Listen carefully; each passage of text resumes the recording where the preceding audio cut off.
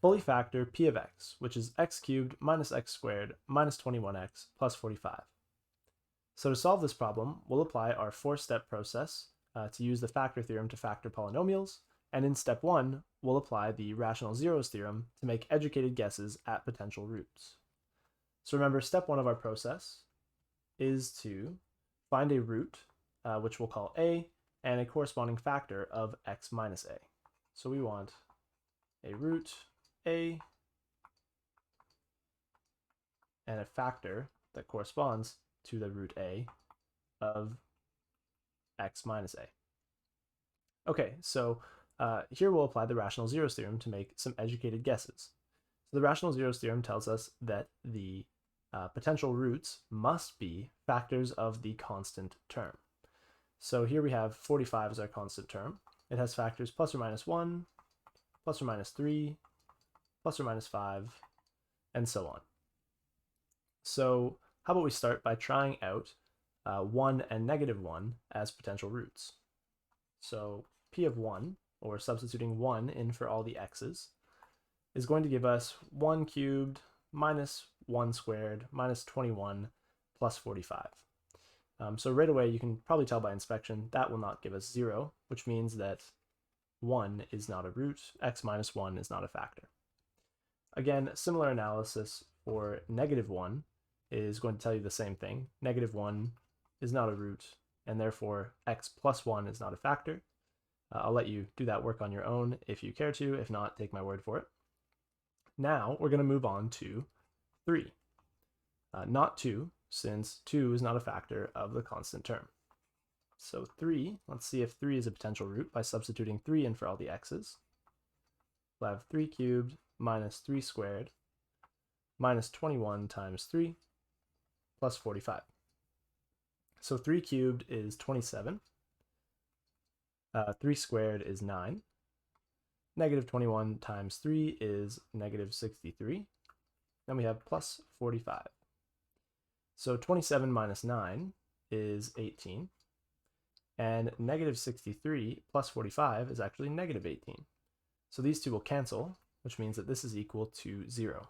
So 18 minus 18 gives us 0. That means that 3 is a root, and therefore x minus 3 is a factor. Okay, so now on to step 2, where we divide p of x by the factor we just found. I'm going to do that synthetically. So bringing down the coefficients, we have 1 minus 21 plus 45. And the number that goes outside of our synthetic division sign is 3, since this divisor is in the x minus a form and the a value is 3.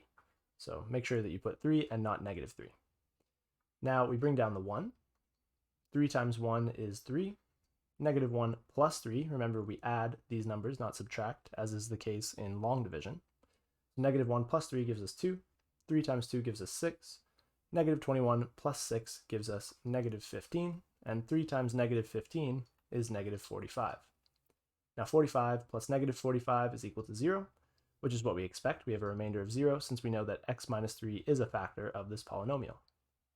So now, interpreting our result, we get a quotient, q of x, of x squared plus 2x minus 15.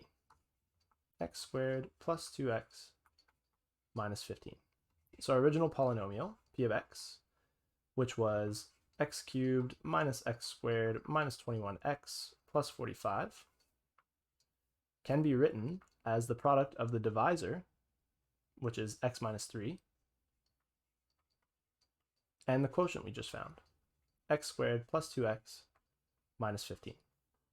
Okay, now on to step 3, where we continue repeating this process, finding a root, corresponding factor, and then dividing by that factor until our quotient is quadratic. Well, lo and behold, our quotient, q of x, is already quadratic. So step 3 is unnecessary. So I'll just rewrite our quotient here, showing that it's quadratic. And now in step 4, we need to factor the quadratic.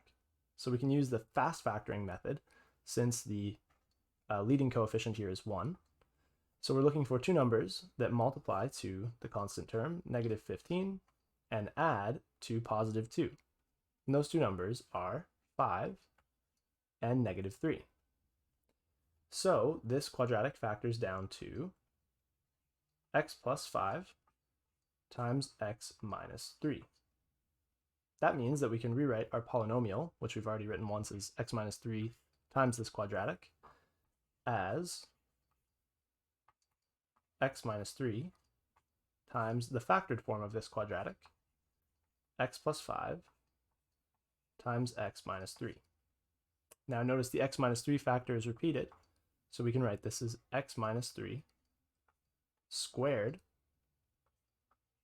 times x plus 5. Okay, that's the solution to this problem.